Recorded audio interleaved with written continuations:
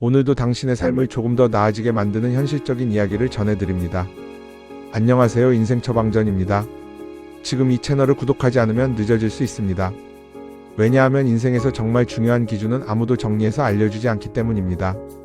대부분은 위로하거나 희망적인 말만 합니다. 하지만 현실은 다릅니다. 기준 없이 살아가면 결국 선택이 흔들리고 그 흔들림이 시간이 지나면서 격차를 만듭니다.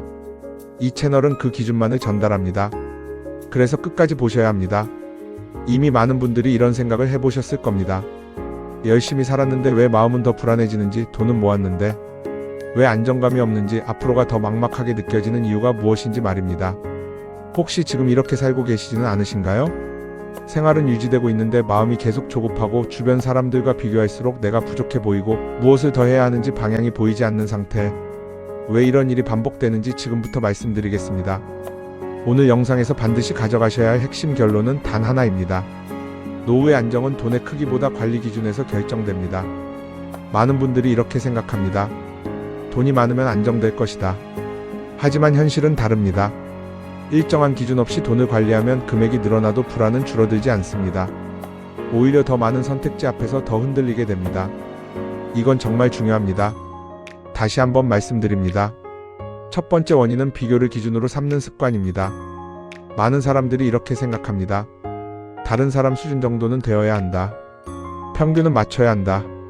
하지만 현실은 다릅니다.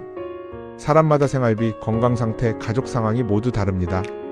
그런데도 남의 기준을 그대로 가져오면 자신의 상황과 맞지 않는 목표가 만들어집니다. 그 결과 어떻게 되느냐 하면 실제로는 유지 가능한 상황인데도 계속 부족하다고 느끼게 됩니다. 이 상태가 길어지면 불안이 습관이 됩니다. 하지만 더 중요한 이유가 하나 더 있습니다. 두 번째 원인은 총액만 보고 흐름을 보지 않는 것입니다. 많은 사람들이 통장에 얼마가 있어야 안심이 된다고 생각합니다. 하지만 현실에서 중요한 것은 매달 들어오는 돈과 나가는 돈의 균형입니다. 일정한 수입이 있다면 필요한 총 자금은 크게 달라집니다. 예를 들어 매달 필요한 생활비가 있고 그중 일부를 연금이나 다른 소득으로 충당할 수 있다면 실제로 준비해야 하는 금액은 줄어듭니다. 이 차이를 계산하지 않으면 필요 이상의 불안을 가지게 됩니다. 지금 이 부분 반드시 본인 상황과 비교해 보셔야 합니다. 세 번째 원인은 돈의 용도를 구분하지 않는 것입니다. 많은 사람들이 한 통장에서 모든 지출과 자금을 함께 관리합니다. 하지만 현실에서는 돈의 목적에 따라 나누는 것이 훨씬 안정적입니다. 생활비, 예비비, 장기 보관 자금을 구분하면 각각의 역할이 명확해집니다. 이렇게 하면 돈이 줄어드는 상황에서도 불안이 덜해집니다. 왜냐하면 어떤 돈이 어디에 쓰이는지 알고 있기 때문입니다. 이건 정말 중요합니다. 다시 한번 말씀드립니다. 돈의 구조를 나누는 순간 불안의 상당 부분이 줄어듭니다. 이제 실제 사례를 말씀드리겠습니다. 경기도에 사는 69살 박정훈 씨입니다. 이분은 퇴직 후 약 2억 후반의 자금을 가지고 있었습니다. 겉으로 보기에는 큰 문제가 없는 상황이었습니다. 하지만 계속해서 부족하다는 생각이 들었습니다. 이유는 단순했습니다. 주변 사람들과 비교했기 때문입니다. 그래서 이분은 먼저 한 달 생활비를 정확히 기록하기 시작했습니다. 식비, 공과금, 병원비, 통신비를 모두 포함해서 계산했습니다. 결과는 약 130만 원이었습니다. 그 다음 매달 들어오는 연금과 기타 수입을 합산했습니다. 약 90만 원 정도였습니다.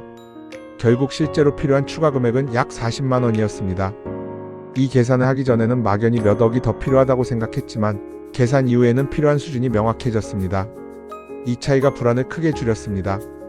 이 사례에서 중요한 것은 금액이 아니라 계산 방식입니다. 이제 어떻게 해야 하는지 말씀드리겠습니다. 먼저 한 달 생활비를 구체적으로 확인하십시오. 막연하게 생각하지 말고 실제 지출을 기준으로 파악해야 합니다. 다음으로 고정적으로 들어오는 수입을 확인하십시오. 연금, 임대 수입, 기타 소득이 있다면 반드시 포함해서 계산해야 합니다. 그 다음 남는 금액과 부족한 금액을 구분하십시오. 이 과정에서 현실적인 기준이 만들어집니다. 그리고 자금을 나누어 관리하십시오. 생활비로 사용할 금액, 예상하지 못한 지출을 대비한 금액, 그리고 당장 사용하지 않을 자금을 구분하는 것이 좋습니다. 구체적인 비율은 개인 상황에 따라 달라질 수 있습니다. 또 하나 중요한 점은 투자에 대한 기준입니다. 이해할 수 없는 구조의 상품이나 설명이 복잡한 상품은 신중하게 접근해야 합니다.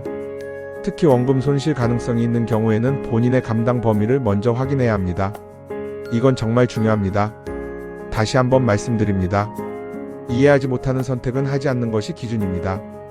지금까지 내용을 듣고도 나는 괜찮다고 생각하신다면 그게 가장 위험한 신호일 수 있습니다. 문제는 대부분 괜찮다고 느끼는 상태에서 시작되기 때문입니다. 마지막으로 꼭 기억하셔야 할 것이 있습니다. 노후의 안정은 단순히 돈으로만 결정되지 않습니다. 건강, 관계, 그리고 일상의 균형이 함께 유지되어야 합니다. 돈은 이 세 가지를 지키기 위한 수단입니다. 이 기준을 놓치면 돈이 있어도 불안하고 이 기준을 지키면 상황이 훨씬 안정적으로 느껴집니다. 많은 분들이 알고도 바꾸지 못해서 결국 후회합니다. 하지만 지금 이 순간부터는 다릅니다. 당신은 이미 중요한 기준을 알게 됐습니다. 매일 새로운 영상으로 찾아옵니다. 이 기준을 하나씩 쌓아가면 10년 뒤 삶이 완전히 달라집니다. 지금 구독하시고 그 변화를 직접 확인해 보세요. 이 영상이 도움이 되셨다면 구독과 좋아요로 함께 해주세요. 앞으로도 당신의 삶에 꼭 필요한 이야기만 전하겠습니다.